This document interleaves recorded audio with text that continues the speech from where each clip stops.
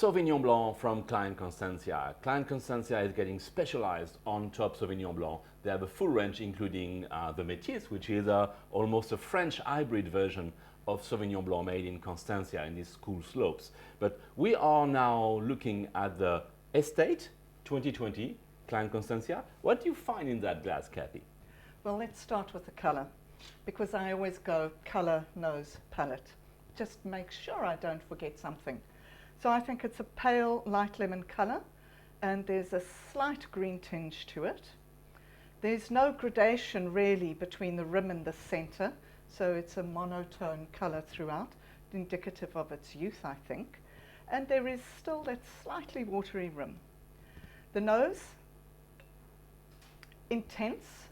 I found green fruit elements, such as green gooseberries, but also a little bit of tropical fruit, which I think is indicative of the lengthy sunlight hours they would get on the slopes in the morning. The palate is very flavoursome, and again with some passion fruit, again with the cool green characters, and the acidity is lovely and fresh rather than searing, and it doesn't catch me on the back palate. Yeah, I'm happily surprised. It's very fruity, and you don't find a hint of greenness. I mean, you got this green gooseberry, but you don't have any herbaceous flavor, you don't have any vegetal. You have a bit of texture on the palate that's reminding light phenolics, slightly sharp, more than mineral, really Sauvignon Blanc, more extracted maybe? More extracted? Mm-hmm. I don't know about more extracted, but maybe I know how Matt makes this wine, and it's supposed they put a lot of effort into it because they want it to be the true reflection of the estate and the true reflection of Constantia.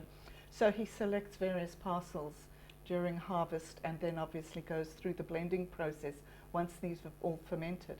I know he's looking for weight, and sometimes he uses a little bit of pressed juice, apologies for the slur, and that might be what's giving it texture. It is, it's that lovely phenolic grip which just stops it from being too pretty. It's a very beautiful wine.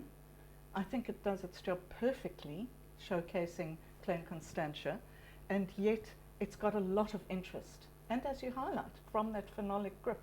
Yeah, for me, I mean, on the sommelier side, that's definitely what I'm looking for, is something that is grippy enough to balance the food, because the acidity, I mean, it's a fresh acidity, but it's not like a zingy sharp. It's a very civilized wine that you could enjoy now. It's, as well as you can see in the passion fruit side, it's the maturity is ideal, I think, on that wine.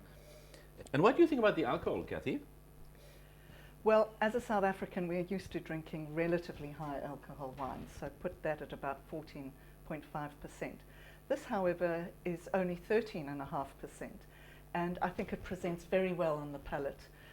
It gives weight. It potentially also gives a little bit of slipperiness from the glycerol, but it makes it a lovely food wine in my respect, because it means it can accompany you throughout the meal rather than you having to force yourself to stop at 1 or 2 glasses in.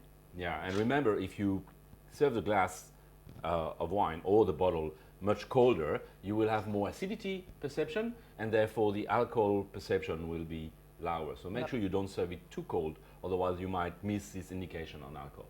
That's a very good point, yep. You think it will be easy to recognize on a blind tasting? Absolutely. Okay. Good luck to you all then.